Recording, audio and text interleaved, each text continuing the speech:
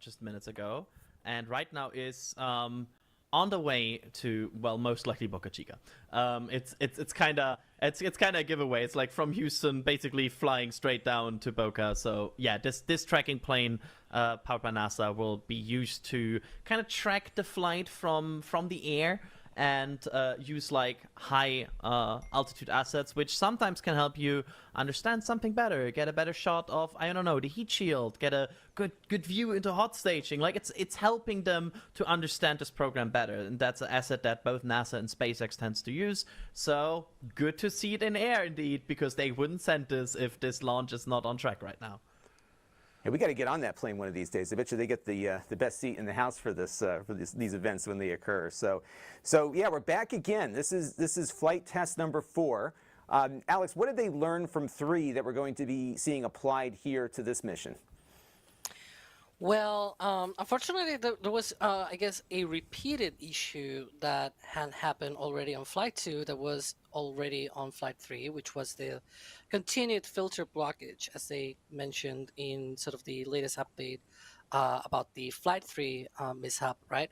And so that meant that filter blockage on the and there's the map, as you can see there, of the WB 57, that NASA reconnaissance airplane heading to Starbase. So hopefully we'll get after the fact some kind of views as well from that. But yeah, so essentially that was to me at the very least that kind of felt probably the most disappointing kind of thing, because you remember very well, right? We were on that live stream watching the booster doing the boost back burn and coming back down, and there was one moment towards the end of the boost back burn where you see 6 engines shutting down and then the rest shut down, and I was thinking, is that planned? Is that right? Because it's this thing of maybe they're planning that so that, you know, by shutting down half of them, then they can turn the booster and do the flip and not having to use thrusters and things like that, and they save some of that as well. But no, at the end of the day, we learned through that update that it was just filter blockage on the liquid oxygen inlets to the engines, just like what happened on Flight 2. The only difference is that on Flight 2, it was so severe that the booster just broke up because the engines, you know, those filter blockages, they were blocking the inlets to the oxidizers, and in such a way to the oxidizer side of the engines that one of the engines just exploded and ripped off the whole of the booster, and so it just basically caused a dramatic explosion of booster 9. Booster 10 was a lot more lucky, and it survived, but still that, you know, the reentry, some good control of the grid fins until it hit around 6 kilometers or so. Then the landing burn did not work as well. Only 2 engines out of the 7 that were available for the landing burn. They were, you know, the original plan was 13, but 6 of them shut down early on the boost back burn, which meant that only 7 were available for that landing burn, and essentially, you know, they could not get that landing burn because only 2 of those 7 engines reach main stage combustion. So that is sort of probably the most disappointing thing to me at the very least. Nobody probably expected at SpaceX that the ship will lose control, you know, reaction control thrusters and things like that, the roll control thrusters in this case. But, you know, now they have added redundant roll control thrusters. So hopefully later today, in less than 1.5 hours, we'll see the ship, you know, in that near orbital trajectory, controlling its own attitude, and then re-entering a few minutes later through the atmosphere. And that's the goal of this flight, right? That the goal is being able to control these 2 vehicles through space, being able to not just control them but also return them to a landing. The booster will attempt sort of like a virtual catch, that landing burn on the ocean, hopefully this time completely successful. And then the ship will try to re-enter, try to prove that the heat shield works, that essentially Starship can become fully reusable by being able to get that second stage through orbital re-entry. And if it survives, there's the extra sort of perk with this flight, which we didn't have on the previous 3, which is the ship will attempt a flip and landing burn. But yeah, there you can see the roadblock, the main one at LBJ and Highway 4, that intersection between those two locations. And there was one cop that has just left, and I think they're removing the cones. So maybe that other car that is there is about to leave as well, which is precisely what we are always expecting at this time of the count. They leave that area and they go up the road, and you just get out of danger because this is very close to the launch site. They go away.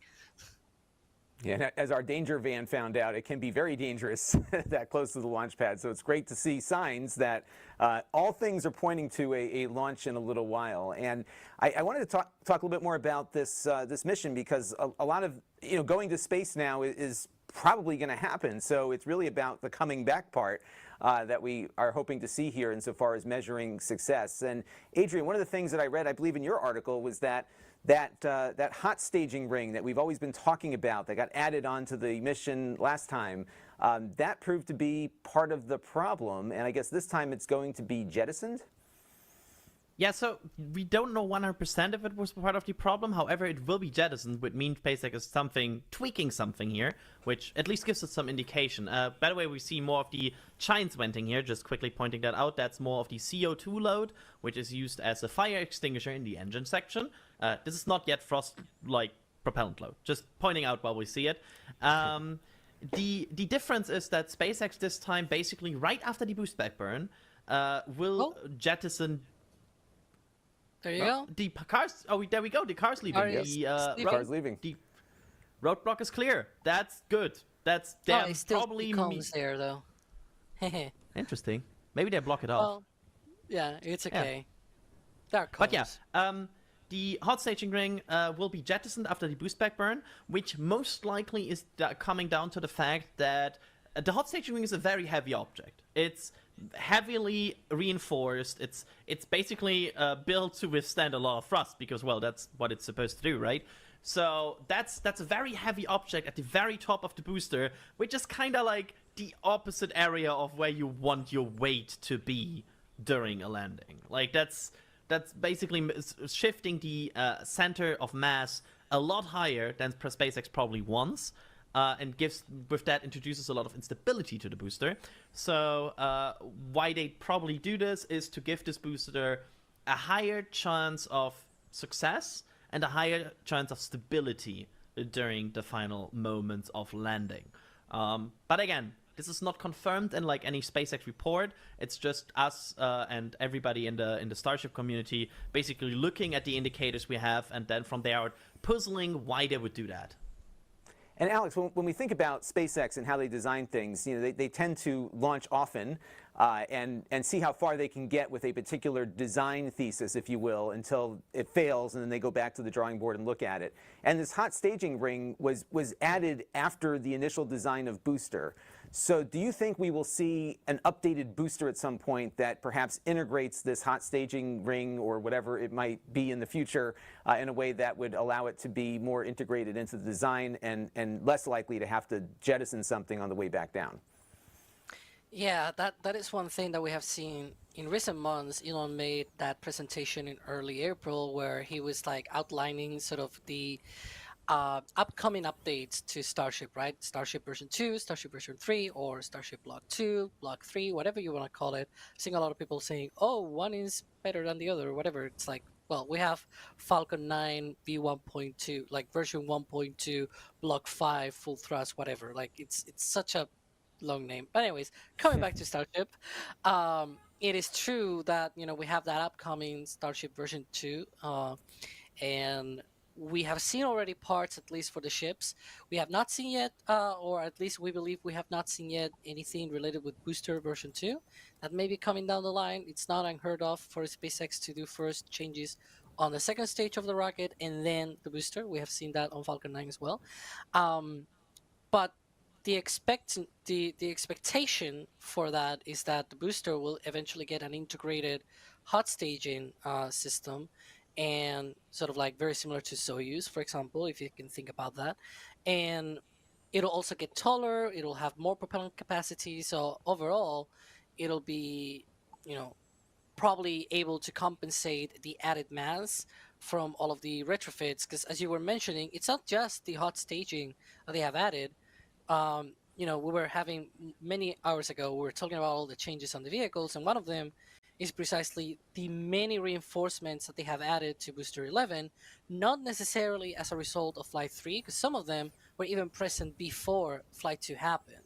And so a lot of these are essentially adding a lot of weight, a lot of mass to the booster that was not planned when this kind of landing tank, for example, was designed and things like that. So hopefully we see in the future something like that. Maybe we'll see some kind of V1.5 version of the booster. I talk a lot with I'm sure a lot of people in chat probably know the Ring Watchers. They follow all of these tracking of different sections and things like that out at Starbase. And there's upcoming changes, right, to boosters and things like that. One of my theories, at the very least, this is not anything but that they have thought or anything, but at least one of my theories is that perhaps we're going to see some kind of 1.5 version kind of thing of the booster, where it's very similar on the outside, but then on the inside it may have like a larger landing tank, for example, that can accommodate a landing while it has that hot staging ring. And then eventually we get that integrated hot staging ring with the version 2 of the booster, upgraded Raptors, like all of that jazz, all of the full kit essentially of upgrades that promised for version 2. We'll see. It's essentially a potential way of them to not have to eject the hot staging ring every single time. We'll get to see that. That's the exciting thing Alex, of this program, getting to the things. Alex, I'm putting you on a spot here, by the way, and I'm totally injecting here, Lon, for a question, but we Sure, are now go at ahead. 1 hour and 12 minutes before T0, and we have not seen, if I'm seeing correctly yet, either tower or pad vent. I don't want to be the bearer of at least potentially bad news, so I'm throwing it to you for doing it. But this T, but okay, I will say it. This T0 most likely won't hold, right? It doesn't look like it. Normally the tower vent and the OLM vent come up around 90 minutes, 100 minutes before launch. Essentially 1.5 hours, 140 hours before launch. I don't know if we can maybe pull up the timeline. Hang on. Oh, well, there you go. SpaceX is now saying now targeting 7:50 a.m. Central for launch of a Starship's fourth there we flight. go. Weather You conditions heard it are here 90%. first. Yep. And this Like, is I why you have literally to. got the notification right now. Weather conditions are 95% favorable. The webcast will go live 30 minutes. Yeah, whatever. So the thing is, we had that indication of, we are T minus 1 hour, 11 minutes, supposedly, from that first T0 that Elon gave at 7:20. Now they have delayed 30 minutes, which means the two vents, the OLM vent and tower vent, will not come up then until at least minimum, at the very least, 1-2 minutes from now. So just because we didn't see the tower vent and the OLM vent at the times that we expected, we already predicted that this was going to be delayed, and well, There we you go. Well, this is why you watch NSF, because everyone here knows what's going on and what's supposed to happen and when it doesn't happen, there you you know go. something's going on. There you go. So these are the things that we look for here at NSF to get an idea as to where we are at in the countdown. So in case you have been watching that clock up there, you did not enter a time dilation field. We actually had to increase the timer by 30 minutes to account for the new T0. But Adrian, there is a 2-hour window here that started at 7 a.m. Central Time and goes to 9 a.m. So there's some cushion here. Less of it now. Yeah. With this delay, of course, already we knew from an Elon Musk tweet very early that they were already 20 minutes basically behind the opening of the window as early as this day started. So that was already confirmed. And now with them delaying another 30 minutes, we are 50 minutes into the window, but they have another 70 minutes in the window. So we are still fine. We are still fine. This is not yet a moment of panic, I would say. Again, we saw people going to the pad. We saw them at least performing some work. I think we saw a potential delay for a few minutes coming now for a few hours, where it was kind of always be like, yes, they are on track, but it seems like they're working on some things. So I think really this is expected, and don't be nervous yet. It just means we get to talk about Starship longer before it flies. And there's a lot to talk about with Starship, isn't there? So there's always something new. And for those of us who've been following these events, when you look on the pad, it looks like the same Starship we have seen the last 4 times. But this is obviously a very different ship, a different booster. So Alex, what's significantly different here? Well, or is it all inside, obviously? yeah, a lot of the changes for this flight in terms of the booster, as I was mentioning, they had that issue with the filter blockage again. They have also those upgrades, those structural upgrades. They have changed a bit the hot staging ring. They have a 4th pin. Essentially, it's like a guiding pin that allows them to be able to, or we think that it allows them to be able to stack better. If you remember from flights 2 and 3, they had a few attempts to stack ship on booster where it didn't go well, let's put it that way. And this pin in particular, so the hot staging ring up until this point, before this flight, it had 3 of these pins, and inside of these pins there's a clamp in the middle that joins together the 2 vehicles.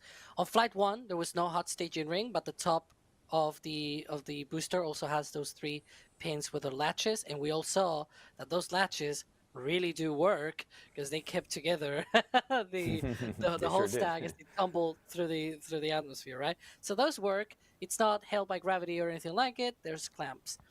The thing is, the fourth pin that they have added on this hot staging ring, though, it does not have a clamp on it. So we think that it's essentially just for guiding, because that it's like a triangle shaped kind of pin, and that helps them to be able to settle the ship in position. And well, in the 4 times that they have stacked the ship on top of the booster, I didn't see anything weird. I didn't see any restacks or resettlings or something like that. So, it might be that the reason why it's been so smooth in terms of stacking the ship this time around. So that's one of the changes that I think it's interesting. Yeah. Yeah, and it's funny how those little things get learned as they continue to develop these things, and why these test flights are so important, because this is how they design. They don't put it all in the computer and spit out a fully functional rocket. This is the process, and little things can lead to big problems too, I guess, along the way. And Adrian, a big part of this mission here is testing the thermal system. In other words, the heat shield tiles. Elon posted the other day that he said there's a lot of things underneath those tiles that are quite sensitive, and they don't think that losing a tile is obviously not a good thing. That it's one of the big challenges here in making this rocket not only reusable but rapidly reusable. We had noticed there were some tiles missing in the run-up to this week. Are those still not there? Yeah. Yes, and it, I believe, was confirmed on an account on a. I think there was it's a secondary account of Elon Musk he usually uses to talk about Diablo 4. That he confirmed that this is indeed for experiments. They are leaving them open on purpose to basically conduct experiments with the heating. And it's an interesting spot because these 3 open tiles, they are not in front of a tank section. Because that's, if you have a breach and you have an open hull in front of a tank section, well, that's bad, probably. You're basically, at that point, you have a leak in your tank, it's over. Right. But they are testing this in front of the engine skirt, which is an interesting, because they can kind of gather some data here, and they maybe have some more wiggle room for the mission to survive a bit longer, transmit that data, maybe get even a bit further, because the first thing they will hit is a Raptor vacuum. A Raptor vacuum at the point of re-entry will no longer be needed. Raptor vacuums are only needed in the orbital phase, or in the space flight phase. During the flip and burn at the very end, the Raptor vacuum will not ignite anymore. So maybe they're hoping that it will work in some way, and they can experiment some sorts of some data out of this. So yeah, quite an interesting thing going on, and once again showing really the emphasis that SpaceX puts on this heat shield, which is just basically the key aspect of what they need to get to know here. It's all about re-entry. Actually, this flight is kind of all about reusability. The second stage is mostly about, yeah, it's like the second stage is mostly about surviving the thermal heat. The first stage, it's all about the landing burn. So we are really in this part of the mission where SpaceX is like, okay, we got it into space. Let's understand how to reuse it. And it's easy to fling things into space, relatively speaking, but it's a lot harder to get them back and turn them around and relaunch them again, as they've been, as they found with the Falcon system, where that second stage, you know, they initially had plans for reusing the second stage, and they haven't been able to get there. So this is the path to do that. We got a few minutes here, as we have extended out our T0 time. So I thought I would acknowledge some super chatters real quick and maybe take a couple questions from the audience here. We're looking at our panel. So Steve Pollock here with a $20 super chat. Thank you for the coverage, and thank you for your super chat here. I just lost another one there. I think it just popped on and popped off. But JC Davis here, there it goes. Thoughts on SpaceX creating an abort mode by introducing hot staging? This is a good question, actually. You know, eventually the plan is to put humans on these things. And there's no way to obviously eject from one of these rockets, and there's certainly no abort system in the sense that the entire system is largely integrated. So do you think the hot staging ring is for an abort purpose also? I guess it would be. I'll toss that one to Alex. Go ahead, Alex. Well, I was going to say, you can go. Go ahead. Okay. Sorry, whoever wants to take it. Yeah, so the hot staging and everything around that, I do not think will have a big impact on any crew, because after all, it's just part of the mission profile, right? SpaceX tries to prove a certain vehicle here. That vehicle now includes hot staging. It's kind of it kind of becomes very important in the essence of how Starship works, that it's not easy to to just get rid of that anymore, because they are solving quite a lot of problems with hot staging. For example, propellant settling. Like that's a big thing. They're basically solving with that kind of thing. It's becoming a very elementary part of the vehicle. I do not think it will be different on crewed vehicles. I think SpaceX will go more down the way of flying this enough to fully understand it, and then making it just part of the identity of the vehicle. But I mean, in the end, it's just another way of staging, and as long as you're building it properly and proving that properly, that can work also for crew. So there you go, and hot staging has been a hot topic here, and I think we'll be seeing a lot more of it, and we'll have some hot staging to look for today also, not only the hot staging, but the jettisoning of the hot staging ring too, so we'll be looking for that in a little bit. Hey, I want to thank Ali Demersey, who just gifted 200 Red Team memberships, and whenever we do these Starship streams, we get a lot of new people tuning in. So a lot of you will be brought into the Red Team today thanks to the generous contribution here from Ali. So thank you very much for that. I'm trying to get it up on screen here. Once it pops up, there we go. So that one is 50, but he did 3 more of those. So thank you very much for your support of the efforts here on NSF, because everyone works incredibly hard to bring this to you. All of these views that you see are from our cameras. So there's just so much that goes into it. I heard Das talking earlier about how no matter how much time you have, you fill it up just trying to get all this stuff going and bringing more and more views to Kevin and his 3,000 screens that he monitors this on. So it is pretty crazy. So good stuff, and thank you very much for your support of NSF and our efforts here. So thank you again. So we are about 90 minutes out. And Alex or Adrian, I guess I'll ask Alex this question because you've been keeping track of this, this venting or lack thereof. We're hitting the 90-minute mark here. Should we see some activity soon? Yeah, we should be very, very close to that. I'm carefully looking here, all of the cameras that we have. Yeah, trying to spot any sort of changes in activity. on the tank farm. That's why you see me like looking to one side or like maybe looking at my phone or something because I All also me. pull up like other feeds. Yeah, like it's not that I'm not paying attention. I'm actually looking at the activity right now on our own feeds. Trying to check for any updates on the activity because other than SpaceX, on X saying, hey, we're delaying the launch and things like that. Other than that, the only way that we can guess whether we are on track or not is actually, keeping track of these different steps in the count. And one of those is precisely what you were mentioning. The tower vent in OLM vent should be coming up. The first one is the tower vent that comes up first, but the distance in time, I guess, it's very close. Like it's first the tower, and then a minute or so later is the OLM vent. So it's gonna be very quick. And once that happens, it's about 45 minutes or so until we go into the propeller load sequence, which is T minus 49 minutes for the ship and T minus 40 for the booster. So which is that should which is be still crazy. it's Just crazy. to totally piggyback on that comment here, because we are talking about a countdown of fueling as fast, basically somewhere between Falcon 9, Falcon Heavy, for a vehicle basically like how much, like 3 times, 4 times the propellant. And they are fueling this in basically 45, 49 minutes.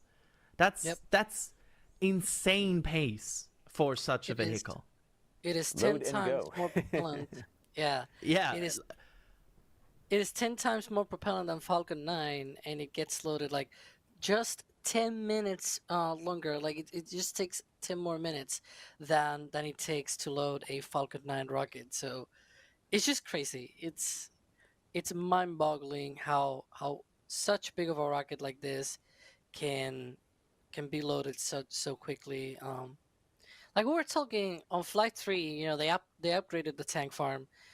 Flight 1 and Flight 2 actually took about 90 minutes for propellant load sequence.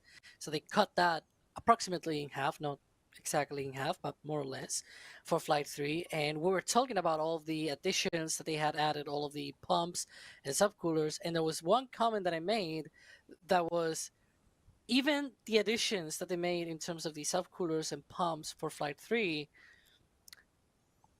those will have accounted for something like twice the size of a tank farm for a normal rocket or something like that, right? Normal rocket, meaning something like Atlas, Falcon 9, or something like that.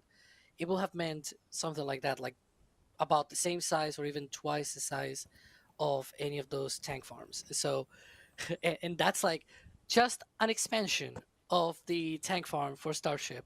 For Starship, it's like, yeah, it's an expansion. It's not a big deal. It's crazy. It is crazy, especially the scale of Starship, right? I mean, this is, you look at it Yeah. on our little screen here. I've got like a little window up that I see all of you in, and it looks like a rocket. But I don't think people can really appreciate how big it is until you're standing next to it, right? I mean, it's what, 30 feet in diameter? Yep. yes, Five. it's That will be nine go ahead. meters diameters for Yeah, sorry. for for Yeah, the for the metric guys, which is us. it's always the problem if because rockets have the tendency to stand next to big things. So, for example, this rocket stands next to a giant tower and giant tanks. So, Yep. how to to understand the scale is completely impossible sometimes. You see that OLM at the bottom. There's a fair amount of houses, like normal size houses, that you can basically fit below this OLM. We are Yeah. not even like at rocket level yet. We are at like, oh, that's the pad ground equipment, and that's Oh, what are we doing There we here? go. we are It's we not are going. there. There you go. I see what they're doing, but let's They got wait for something, them. got We're something getting there. backstage that's Yes. it's gonna be great. But the size is, and I think there we that go. this is now, because this is the OLM, 18 meters. That's a London bus. That's a van. That's Jetfire, and that's a 2-story house. For That some seems a- definition of 2 stories. Yeah, 2 stories. Because because we found out that 2 stories apparently is a very wide range division. But Yeah. look at that. I mean, poor Jack. It's like, big. What about all the bacon that Jack eats? Does that have is there a graphic for that? Yeah. And by the way, I can confirm that's Jack Bayer is actually not 2 meters, by the way. and Yeah, that's what he runs on. He runs on bacon. I Polar. run on coffee, and and Starship runs on methane. But that's a great example of just the scale of what we're looking at here. And That's the old and when left. you, There's a yeah, that's rocket just the on top of that's not even the That's rocket. just the launch mount. That's Can you just what it's imagine sitting having on. to get up? Like the whole reason we made this, it came up on the Leicester meeting, because we were talking about the scale, right? And we were showing the scale, and we were seeing all of the little people around the oil, and we were showing live views on the meetup. And one of the things that we talked about was precisely that there's stairs to get up to the top of the OLM. There's not like an elevator or anything like it, like on the tower. You gotta actually go up the stairs, and it's probably like 7 stories or 8 stories. I cannot go more than 3 to be fair, without just going all tired and everything. So it was like, wow. Imagine just going up to the launch mount. Let's not talk about the rocket. The rocket is like much taller. So yeah, that's how we came up with that idea of smaller things next to that big rocket. It's amazing. And big things next to the big rocket. There you see more other types of rockets as well. The Starship. And that's the Once equivalent again, if they were pointing out standing by- on that mount, right? Yeah, Yep. it's all adjusted with the mount, but also once again showing that New Glenn very much is not a Falcon 9 like rocket. I always love when people are like, "Oh, New Glenn is like a Falcon 9." No, it's not. It's much bigger. And that gives you a good sense of that scale too. But this is pretty remarkable. So that's how big it is, and it is bigger than even the Saturn V, or it's equivalent, right? But it's even bigger. Yeah, you can fit it in the VAB though. That's good. Maybe they have to do a little bit of trimming on the top, but wow. So that's how big this is, in case you're wondering. And we did have somebody asking in the chat about whether or not they'd be able to see it from where they're located. And the bigger the rocket, the more likely it is you will see something going up for sure. I remember I was down at KSC for the launch of Artemis 1, where the SLS was obviously taking that mission off the pad. And I was surprised by how large it looked 3 miles away. And so this rocket's even larger than that. So those of you who are lucky enough to be in Texas right now, hopefully at the safe distance that you need to be at, are going to get quite the show, because it's so big that it is quite visible from where you might be located there. Okay, I'm seeing some comments about the Big Ben. Yeah, it's I'm gonna say there's a caveat here. The guy that did those graphics, he's a British guy. So just saying. it's Hence the the whatever Elizabeth buses Tower, you have. right? Yeah, something along those lines. I seen the comment already. Yeah. It was a British guy, the one that did the graphics. So Also quickly, Deal with it. like pointing out, the diameter of the rocket also gets quickly lost in scale, because it's such a high rocket that you think it's rather thin, right? It's like not that big of a diameter. And then you notice, standing next to, when I was in Boca last year, there was a ring section outside of the rocket garden, that like a scrap ring section that was laying there. And then you notice these are 9 meters in diameter. Like, the diameter is also crazy. It's completely insane how wide this rocket is. While also, and there we see, by the way, we which have I see it. the OLM there you vent go. and tower vent. We have both vents already coming up. And so that gives us some confidence here that this 1 hour and 20 minutes countdown here to a T0 Yep. is on schedule, if we're seeing that. At the very least, within 10 minutes. Yeah, it might still shift a little bit, but we have that OLM and tower vents already going off, so that is really good.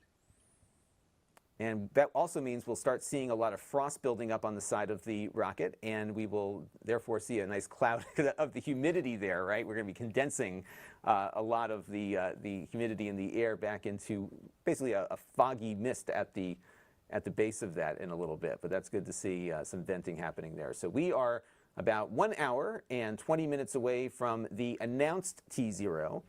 And what we are seeing insofar as the venting is concerned right now is a good sign that this T0 time is somewhat on track. But there's a 2-hour window this morning that began at Yep. 7 a.m. Central Time. So we still have some budget for slippage. Yeah. What do we see there, Yeah. gentlemen? And they could still be Uh, in this conditioning, this tower and OLM vents for a while. Like it's not always a set time. I'm actually, always kind of checking my spreadsheets and sort of what is the usual time. Normally it's about 45 minutes, more or less, a bit here and there. Uh, but yeah, it's never exactly one single time, because sometimes they need a little bit more conditioning, a little bit less. The things that actually are more on time, or at least within a minute, are when they go into the propellant load sequence, and then we start seeing those signs of propellant load. And so that is one thing that we're hoping to see here. One of the signs that we get for the propellant load sequence is that OLM vent eventually stops. Before that, it grows in intensity, becomes more and more powerful, and then we see that sort of water